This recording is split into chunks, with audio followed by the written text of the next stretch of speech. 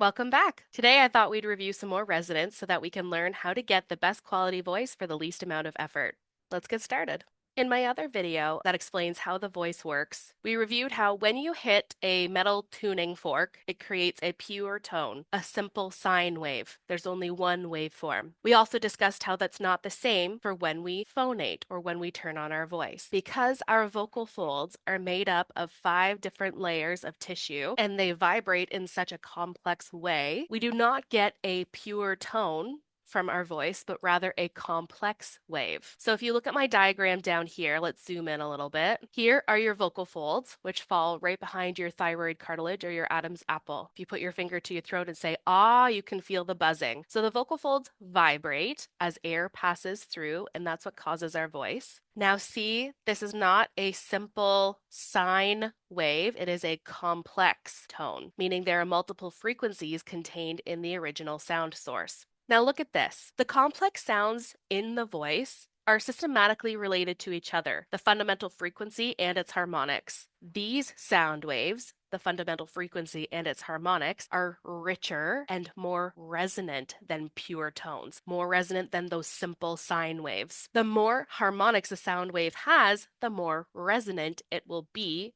I want to dive into the science of why. For me, my brain needs to really understand how and why something works in order for me to be able to buy in and to use the tool consistently and most effectively. I thought it was really interesting to learn that each of the resonating cavities, i.e., your pharynx, your throat, your mouth, your oral resonating cavity, and your nose all interact with sound from your voice. Here's what I thought was pretty cool. The frequencies from the sound source, your larynx, vibrate in your throat, mouth, and nose, and cause the throat, mouth, and nose to vibrate in sympathy with the sound from your voice because the frequencies that are closest to the cavity's resonant frequencies are amplified. This means that the throat, mouth, and nose all have different frequencies at which they will sympathetically vibrate in harmony with the voice. Due to the complex nature of the vocal tract, the throat, the mouth, the nose, the vocal tract has a large range of frequencies near the resonant frequency that the resonators will respond to or vibrate in harmony with. Additionally, our vocal tract is broadly tuned, meaning it will amplify a wide range of frequencies around the resonant frequencies. We talked about the vocal tract having a wide bandwidth, meaning that it has a large range of frequencies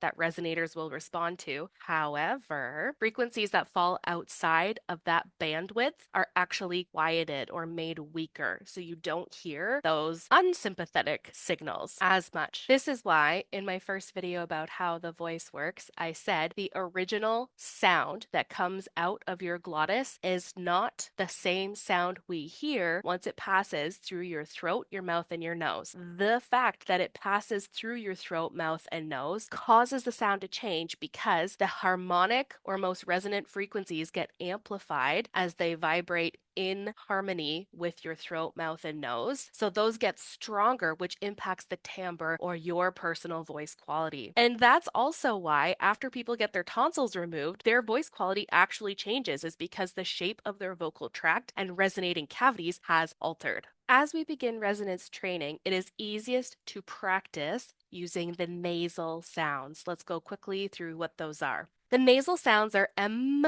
N, and ING. Ing. Let's look at what that means. In M, your lips are touching. So that means that your voice comes out of your vocal folds, passes into your mouth, your oral resonating cavity, bounces around in your entire mouth up to the level of your lips before it eventually has to come back out, vibrate in your nose, and come out your nose.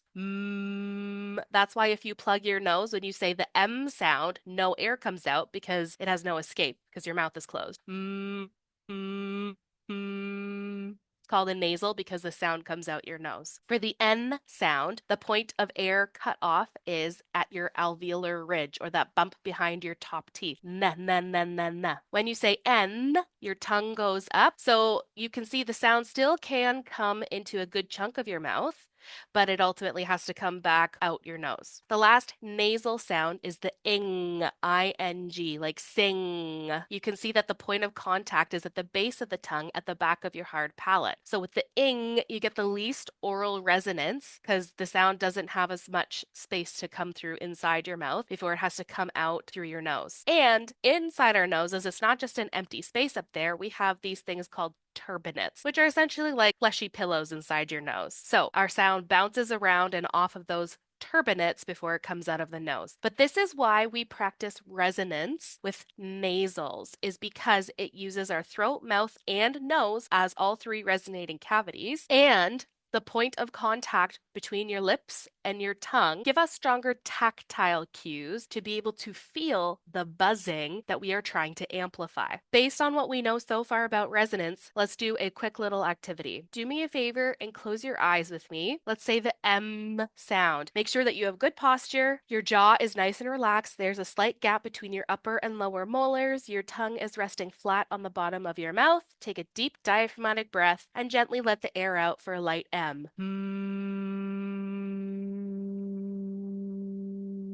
Do it again and pay attention. Where do you feel the buzzing and vibrating? I feel a strong buzzing and vibrating in my lips, in my hard palate, and in my nose. Let's play with those buzzing and vibrating sounds. We're going to do the hum and chew, and I want you to almost feel as though you're chewing the ball of energy in your mouth. And as your jaw gets bigger, notice how the sound waves have that much more room to bounce around and get stronger / resonate with your oral cavity.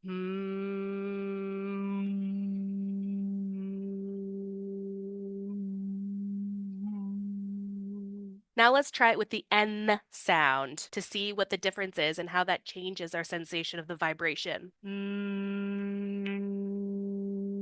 With the N sound, we've lost the bilabial contact, so we no longer necessarily feel the buzzing as strongly in our lips. Now I'm feeling the buzzing more strongly in my alveolar ridge or my hard palate behind my top front teeth. Let's try it again for ing, the sing sound. So the back of your tongue is up. Close your eyes and pay attention to the buzzing, vibrating sound. Now I mostly feel it closer to my soft palate near the back, where that dangly thing at the back of your mouth is. Your uvula.